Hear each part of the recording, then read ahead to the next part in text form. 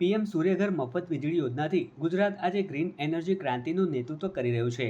ગાંધીનગરના સરગાસણમાં રહેતા પ્રશાંત ભટ્ટ સહિત રાજ્યના લાખો પરિવારો આજે સ્વચ્છ ઉર્જાથી પોતાના ઘર રોશન કરી રહ્યા છે.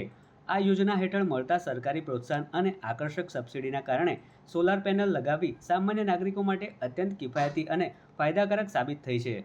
આ સરકારની યોજના દ્વારા આપણને જે પણ રિડમ્શન મળે છે, જે પણ ભાવ ઘટી જાય છે, જેના લીધે આપણને એક મોટિવેશન રહે છે કે સોલાર એનર્જી કરીએ. અને બિલ ઘટવામાં હા એ ફાયદો અમે પણ જોઈએ છીએ કે અમારું જે કન્ઝમ્પશન છે અમે કેલ્ક્યુલેટ કર્યું હતું એક વખત કે કેટલો અમે ઇલેક્ટ્રિક એનર્જીનો વપરાશ કરીએ છીએ. કુડાસણના અશોકભાઈએ રૂપિયા 2.64 લાખના ખર્ચે 5.2 કિલોવોટની સોલાર સિસ્ટમ લગાવી, જેમાં તેમને રૂપિયા 78,964ની સબસિડી મળી અને બાકીની રકમ લોન દ્વારા સરળતાથી ઉપલબ્ધ થઈ હતી. રાયસણના રિમ્પલબેનના ઘરે આજે એસી, ફ્રીજ અને વોશિંગ મશીન જેવા તમામ સાધનો આ સૂર્ય ઉર્જાથી જ ચાલે છે, જેનાથી વીજ બિલનો આર્થિક બોજ કાયમી માટે નાબૂદ થયો છે. એમાં સરકારનો ટેક્સ સાથે 2,64,000 પડી મને 5 કિલો 200 ગ્રામ મેં નાખાય.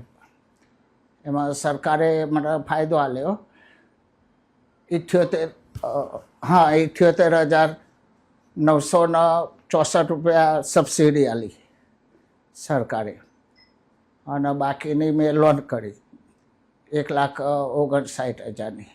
સોલારના ઉપયોગથી આપણે ઘરમાં વપરાતી બધી જ વસ્તુઓમાં ફાયદો થાય છે, જેમ કે ફ્રીજ, એસી, ટીવી, ઓવન, મશીન, વાસણ માટેનું ડિસ્પેન્સર, બધામાં જ વીજળીના બિલમાં બહુ જ ફાયદો થાય છે.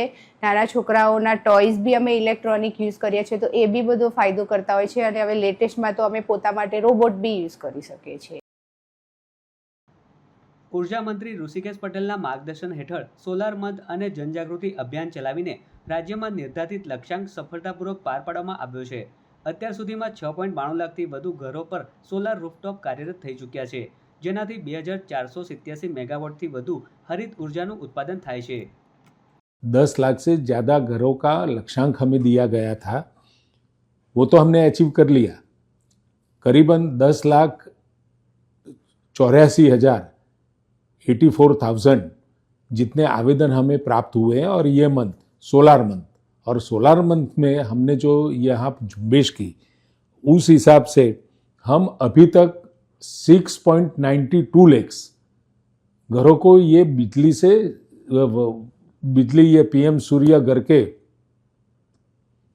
लाभ दे रहे हैं. વહીવટી પારદર્શિતાના પરિણામે રૂપિયા 5,123 કરોડથી વધુની સબસિડી ડીબીટી મારફતે સીધી લાભાર્થીઓના બેંક ખાતામાં જમા થઈ રહી છે, જે ઉર્જા સુરક્ષા સાથે વિકસિત ભારત 2047ના સંકલ્પને સાકાર કરવા મહત્વનું યોગદાન આપી રહી છે.